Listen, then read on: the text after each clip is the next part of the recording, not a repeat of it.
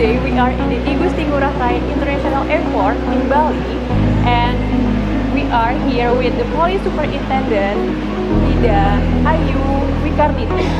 Saya Kapolres Bandara Igusti Ngurah Rai, dan Polres ini baru berdiri 7 bulan, tepatnya tanggal 9 Maret 2022. Selama ini kita sudah melakukan banyak sekali persiapan-persiapan dalam rangka G20. Kita sudah berkoordinasi dengan unsur-unsur terkait yang ada di sini, stakeholder yang ada di sini yang begitu banyak. Ada dari imigrasi, bea cukai, angkasa pura, terus otoritas bandara juga, dan termasuk dari TNI Angkatan Udara.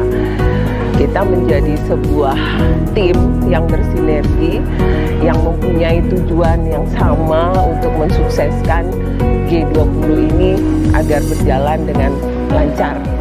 Saya bangga bahwa saya satu-satunya Kapolres perempuan di Bali dari 10 Polres yang ada.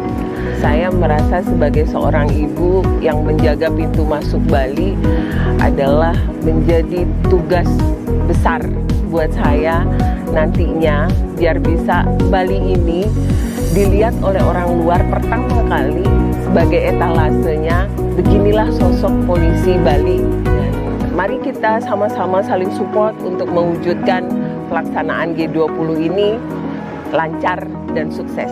Recover together, recover stronger. Salam presisi.